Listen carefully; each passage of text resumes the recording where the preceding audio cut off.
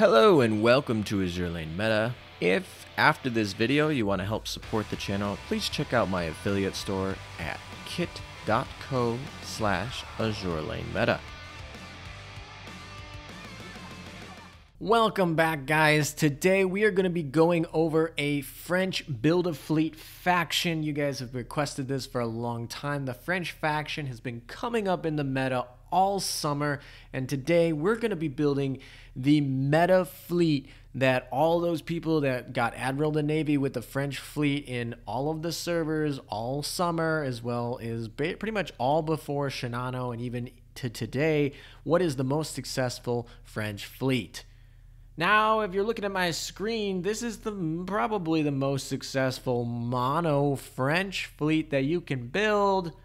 But as many of you might suspect, this is not the quote-unquote meta French fleet.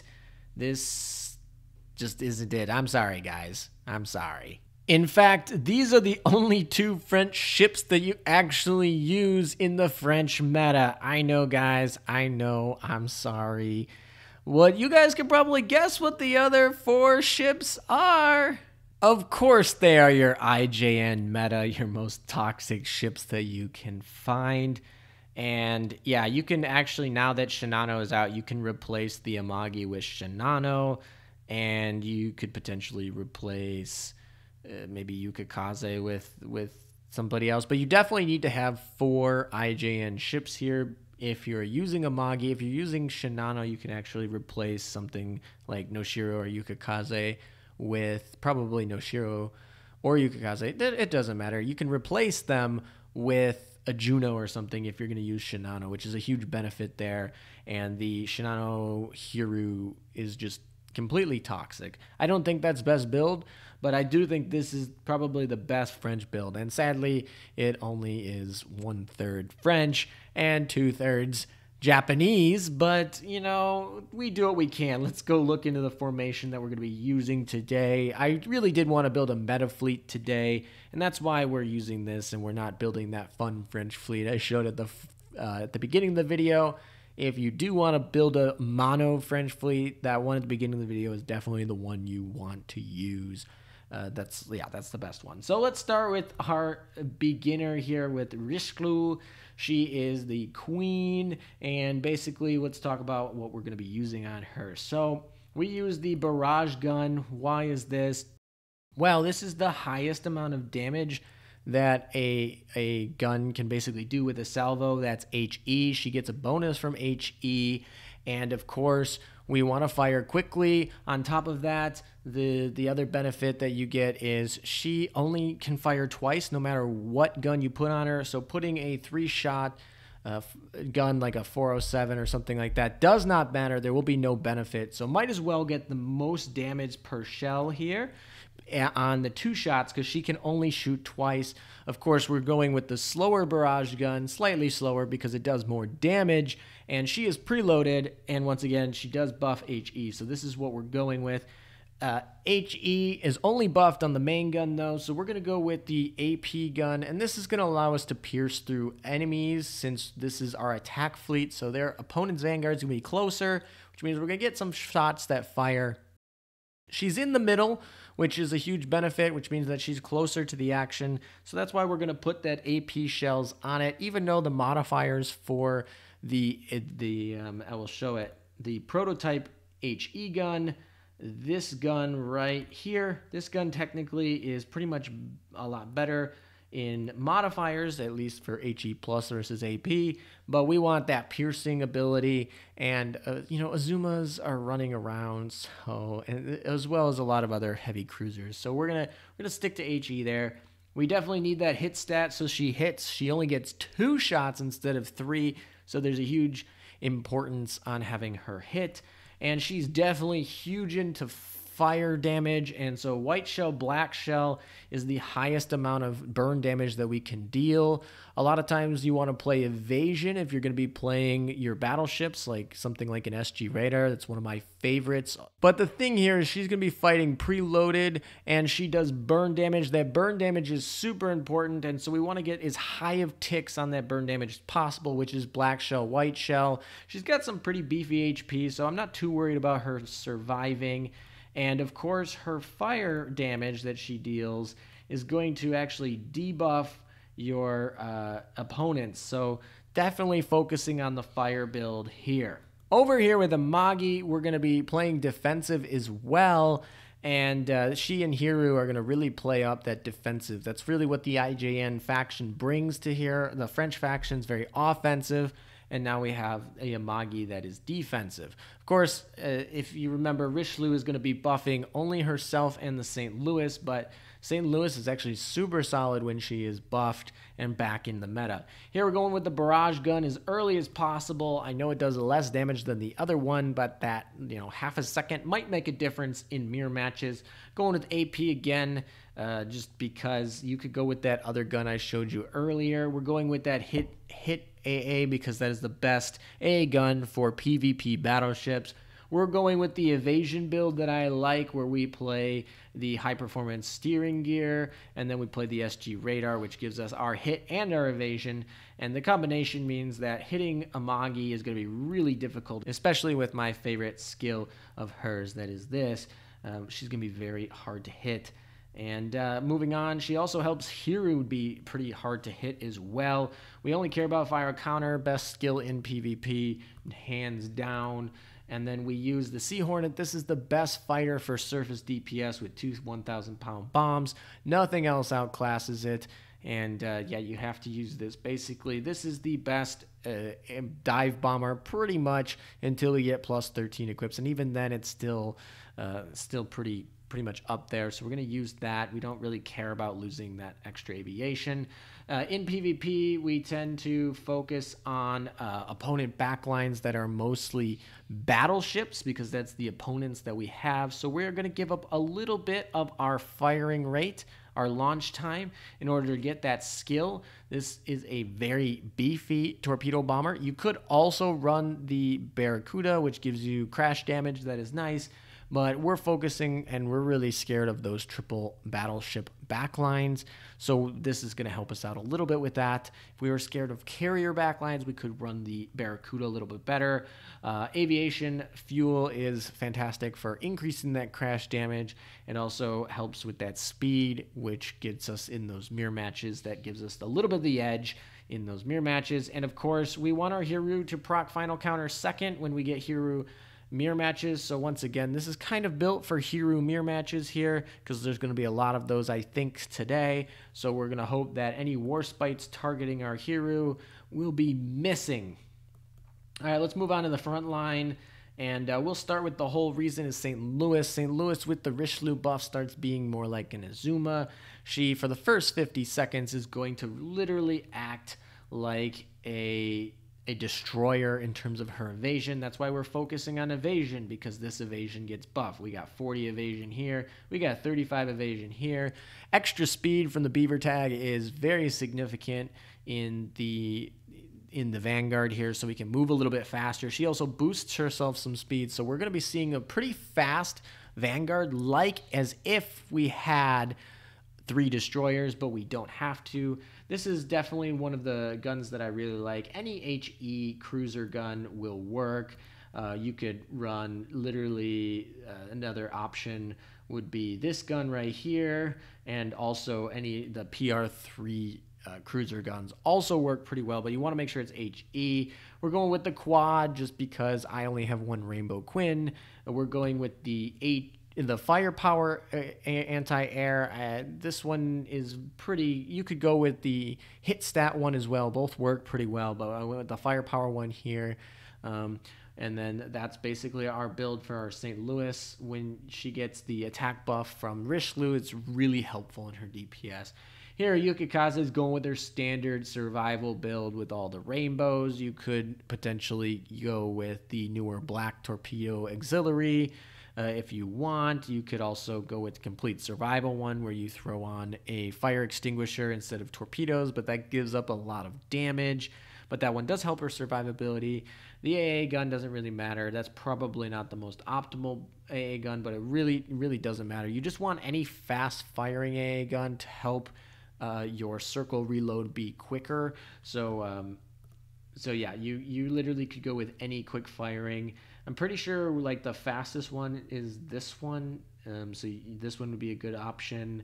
Another good option would be any of the hit stat ones. This the Bofors stag obviously being a little bit better. And these quads are also really middle of the pack, like average, pretty good. But it literally does not matter. Yukaze is Yukaze. We still have this skill and also heals that people forget about. Noshiru helps with our anti-torps. This is actually not a bad anti-torp front guard. We got Noshiru with her skill to block torpedoes. We got a lot of evasion in Yukikaze and St. Louis. We got light armor in Yukikaze. There's a lot of things that are going to protect us from torpedoes. So this is a good anti-torpedo. So torpedo fleets on the opposing side shouldn't be too much of a concern. And even if those torpedoes do get to our back line, we are going to have a good chance to drop them. We have our Pearl Tears on Noshiro because she's up in the front. We have our off tank being St. Louis. She is going to be the one that survives the longest most of the time. And obviously you need the Pearl Tears. We're going to go with the Black Torpedo Auxiliary here because we expect Noshiro to die quickly. So we'll take that 5% boost on the torpedoes. And then, of course, the base damage improves here. But they're turned to homing torpedoes when you put this Black Auxiliary on them. So these are the highest DPS torpedoes. But their downside is they don't homing, but you can make them homing with that. We went with just a standard AA gun to help refresh better. She doesn't have that great of AA anyway. And this is probably my favorite gun to put on her from the Russian event, but there are a ton of HE guns. I would put anything that would keep the fire going from that you want. You're kind of focusing on fire from reigniting the fire for Amagi and stuff like that. You could put these. This is actually probably a little bit better. They're pretty comparable, to be honest. They're both very good. This gun or these guns. You could go with either one would be fine. And that's really the fleet. This fleet is actually super solid. I've been using it all week actually, and it has definitely been very smooth sailing. And we'll see how well it does when we see a lot more Shinanos that are fully done. But I'm pretty confident that the Hiru protection here is going to be fine. We're going to be able to use this fleet against Shinano fleets as well. I'm not too worried. This fleet really deletes vanguards very quickly. Richelieu and St. Louis and Amagi that gets to proc her skill really get to delete vanguards very quickly. And any of those heavy armor, which is just Azuma, or really any of those big medium armor beefy tanks, are really going to get hurt by that Noshiru Yukikaze combo. So you really have this combination of where Richelieu, Amagi, and St. Louis are going to take care of any light armor vanguards very early in the match, potentially as early as 10 seconds, but like right around when literally Warspite is potentially triggering her barrage. And then if you have any medium armor stuff, they are going to get hit pretty hard by that Noshiro Yukikaze combo, which is pretty nice. Your Vanguard's very sturdy, and your backline a little less sturdy, but we compensate with that with equips. Amagi definitely puts a lot of work in that, protecting that backline. Yukikaze helps a lot in protecting that backline, and Hiru obviously has the best defensive skill in the game. This is one of my favorite fleets to use. It is so fun. It ends matches so quickly. That's one of the benefits here. This is a great rush offensive fleet. It's that's really what it's built for. It's built to win games in like 20 to 30 seconds sometimes. It really just kills very quickly. And I guess its weaknesses are pretty much countered. Like I said, the biggest weakness is probably Shinano. Also, we could just have like a Frederick Warspite just kind of have a lot of problems, but mirror match heroes were kind of built to cover that. And really, because our Vanguard should be winning matchups through and through. This is a great Vanguard. And just you're focusing on just deleting your opponent's Vanguard very quickly, which means that Noshiro will probably die by the time you get to the back line, but Yukikaze will be dropping some rainbow torpedoes into your opponent's heavy armor back line. And once again, we're kind of built a little bit to focus on triple battleship meta. And just such a fun fleet. You guys should try it out. If you want to try out that other fun French faction fleet, that one also works. It's pretty decent, but it has a lot of survivability issues once you get past that 30-second mark. And so that's a big problem with this one. The IJN faction really just allows you to well round that super good early offensive firepower and just fire in general. French faction has a lot of fire and has a lot of early fire, but it doesn't really sustain well longer into the battle. I mean, St. Louis doesn't survive after her 50-second thing is gone, and Richelieu, while one of the best ships there is, has a problem surviving late game as she doesn't have as many of the tools to survive that other ships do. And there's really, like, Champagne is going to be taking damage from Richelieu, but she doesn't have a big health pool, and Jean Bart is just like a standard battleship. So the IJN faction here really complements the problems that the French have, and that is overcommitting to the early game, overcommitting to offense, and overcommitting to fire. And the IJN faction really helps soothe it out for any ships that have really heavy armor and any late game pushes from your opponent if they're able to survive the early entourage that is the French. So let's get into the actual video, and we'll see how this actually fares when I go through it for the Admiral of the Navy Rush this season. Have you ever wondered how I get my game footage for Azur Lane? Well, I use my computer and BlueStacks. BlueStacks is an Android emulator for PC, and it allows you to play mobile games like Azur Lane on your computer. If you're interested in an Android emulator, there are referral download links in the description under affiliates. Alright, so we're going to kick things off here with a Nagato Hiru Warspite fleet with Noshiro, Yukikaze, and Juno for their Vanguard. This is a very good opponent to have right at the beginning because it is a meta fleet, and we'll get to see how we fare against it. Early on, we proc our skills, and that kills their Juno as well as their unit with Pearl Tears, which was Noshiro. This is perfect. We get to basically negate their heals that they have and proc their Hiru very early. This is the super big benefit of why this fleet does successful, and it just kills very early. We did very well. Hiru's at full health here, and this is a perfect example of what this fleet is trying to do.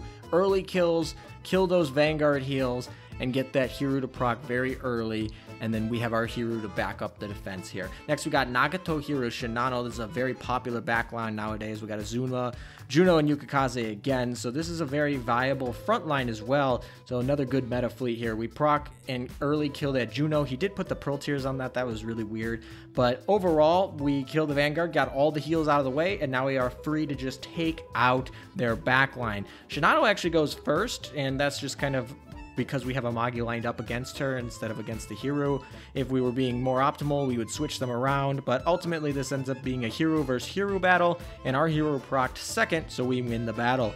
And that's basically what it comes down to. That was the whole point of playing that Hiru, so when we oppose other Hirus, we're fine. Next up, we have a triple carrier fleet. I was not expecting too much for this fleet, honestly. Intrepid, Essex, Formidable, not expecting too much, but we don't really actually get RNG in our favor too much here. We miss some things, and we really don't deal a lot of damage. And when French fleets don't get early kills, we don't kill that Vanguard very early, we don't kill anyone in the backline very early, and they are going to get to launch all their airstrikes with basically unopposed here, which that is a lot of damage we have to deal with. Fortunately, we have Hiru to protect us, and we end up getting bailed out by that. But wow, that was actually a lot closer than I would have liked for a triple carrier fleet, and that fleet's only going to get stronger in the future. Next up, we got Warspite, Formidable, Shinano, another double carrier fleet. They use Sirius in the front line, as well as Mogami. Both are powerhouses in terms of damage, but they really don't do much in terms of survivability, and Richelieu takes care of them right off the bat, so they're basically useless. Another huge benefit of using this fleet on the attacking side.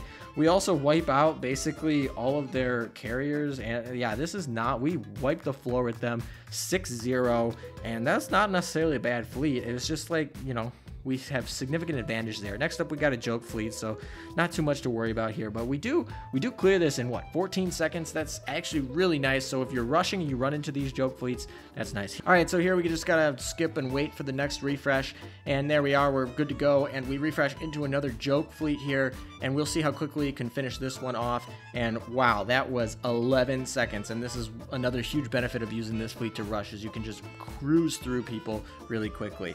Next up, we have a HMS fleet here with Monarch, Formidable, and Centaur, and this is going to be a good comparison of why we see the French use over the British use. Here's another reason that we don't use cruisers in the front line of PvP. They just get shreked by salvos, and this isn't even a match. I mean, Monarch's heal is not going to make a difference about how much damage we're dealing here, and we 6-0 the British fleet, and we see evidence of why we see the French overtake the British as the #2 meta fleet in the PvP scene over the summer. Next up, we have another joke fleet here, and we do miss a little bit of our shots, so this ends up taking a little bit longer than it should be. It takes us 27 seconds, which is not great, but we'll take. Next up, we have a fleet that doesn't really have any meta ships. They also are completely focused on really no synergy. This seems like a waifu fleet, but everything is completely leveled, so we'll see how it goes, and it's really just going to go to show how dominant meta ships are over non-meta ships, that these ships are inferior in terms of trying to get PvP wins,